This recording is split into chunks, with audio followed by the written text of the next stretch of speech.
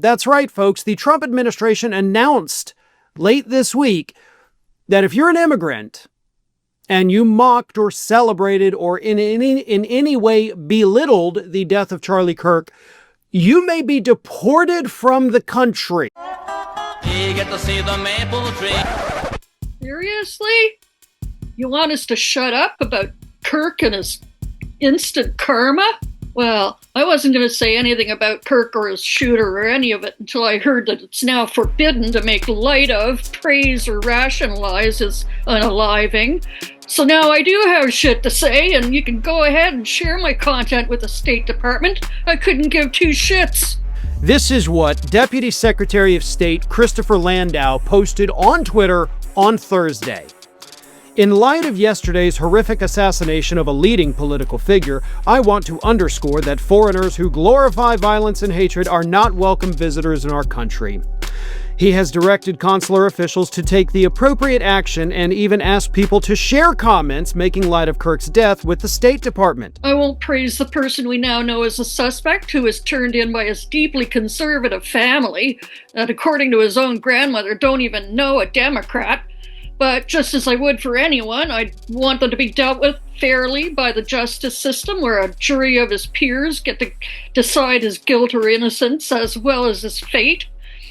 And by making light of it, I'm not shedding a tear over some loudmouth that I tried to ignore, who is ever present in the zeitgeist of the us versus them of U.S. politics.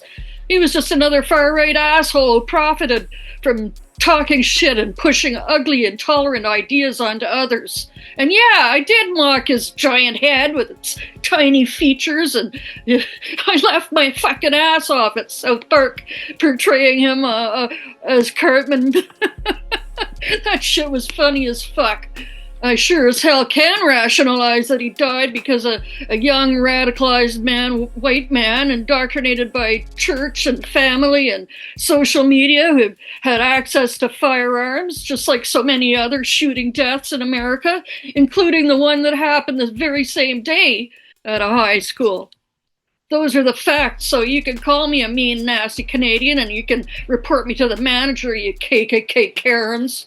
Imagine whining about free speech every day, then building a blacklist of people exercising free speech. MAGA logic is undefeated. So just because I didn't want to support Charlie Squirt, you all are going to call up Lassiter High School and send them emails and get me fired from Lassiter? Well, folks, the freedom of speech keyboard warriors have kicked off another cancel culture crusade in order to silence critics of Charlie Kirk in the wake of his death by getting them fired. Now keep that video and creator in mind, and we'll circle back to them in a second, because it's really the only karma that these Karens got. Aside from, of course, their brand new moniker, as the internet has dubbed them Nazi Karens. You say this foreigner is not welcome in your country. Well, guess what? I swore off traveling to the States years ago, even before the orange moron totally fucked up the response to the COVID pandemic. Even though I frequently visited and probably traveled to more states than the average Trump voter, I always felt safe there, too, before 9/11, and even traveling by myself to places like Chicago and New York, Memphis and New Orleans and more. Even with my advantage being a white woman and a tourist as well, I've received scrutiny as well. On one of my last trips, I flew to Texas to visit a sick friend and was placed in a room by this airport security and questioned in detail about my visit because of the way I looked.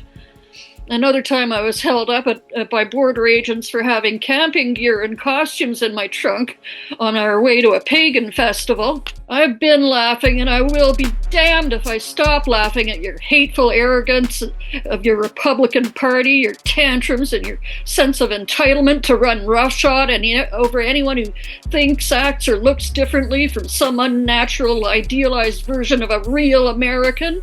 You waged vengeance and all-out war on the lunatic left. You blamed transgender people, liberal colleges, and witchcraft. Yeah, witchcraft for what happened. And then it turned out to be what it almost always is, a straight, young, white, Christian single male with access to firearms and a history of online radicalization.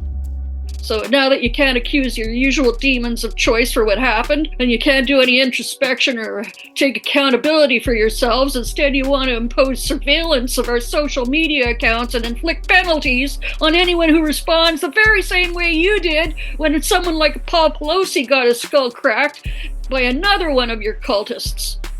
Not that I want to make comparisons or indulge in whataboutism, but you know exactly how dishonest you are talking about who's violent and who's a threat and has complicity in it. And what do you consider an inappropriate response? Is it like when Ghislaine told Trump's lawyer that she never saw any man doing anything inappropriate with any young girls or women anytime? Can we clear that up before taking away more of our rights? Just goes to show how terrified you all are, and now you know it could happen to any one of you, from someone who looks, acts, talks, and thinks the same way many of you do. But since you can't tell who it might be, the wolf in your pack of dim-witted sheep, you take it out on those other ones, the ones you already dehumanized while justifying your hateful, violent beliefs. You can project and deny and lash out and demonize, but you can't ever admit what you are. And you are what you fear. And to mix animalistic metaphors, I say let the leopards feast on your face. Right, Fergus? Fuck Charlie Kirk.